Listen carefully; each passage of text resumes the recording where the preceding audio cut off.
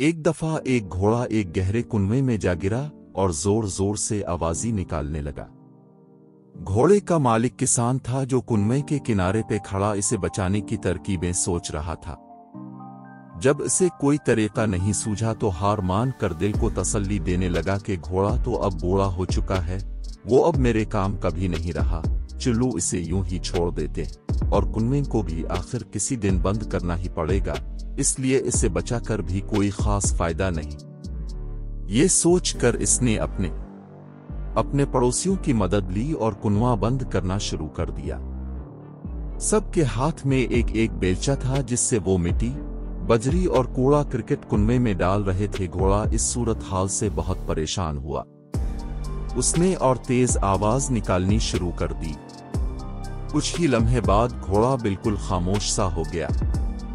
جب کسان نے کنویں میں جھانکا تو یہ دیکھ کر حیران رہ گیا کہ جب گھوڑے کے اوپر مٹی اور کچرا پھینکا جاتا ہے تب وہ اسے جھٹک کر اپنے جسم سے نیچے گرا دیتا ہے اور پھر گری ہوئی مٹی پر کھڑا ہو جاتا ہے۔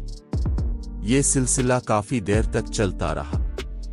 کسان اپنے پڑوسیوں کے ساتھ مل کر مٹی اور کچرا پھینکتا رہا اور گھوڑا اسے اپنے بدن سے ہٹا کر اوپر آتا گیا اور دیکھتے ہی دیکھتے کنویں کے اوپر تک پہنچ گیا اور باہر نکل آیا۔ یہ منظر دیکھ کر کسان اور اس کے پڑوسی سکتے میں پڑ گئے۔ ان کی حیرانی قابل دید تھی۔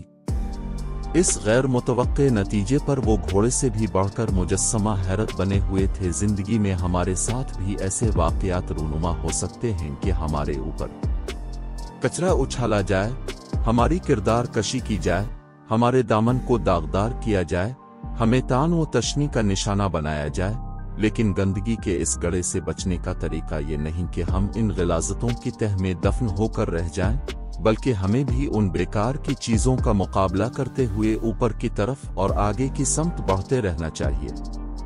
زندگی میں ہمیں جو بھی مشکلات پیش آتی ہیں وہ پتھروں کی طرح ہوتی ہیں، مگر یہ ہماری عقل پر منحصر ہے کہ آیا ہم ہار مان کر ان کے نیچے دب جائیں یا ان کے اوپر چڑھ کر مشکل کے کنویں سے باہر آنے کی ترکیب کریں۔ خاک ڈالنے والے ڈالتے رہیں مگر پرعزم انسان اپنا راستہ کبھی نہیں بدلتا۔ میرا پہلا قدم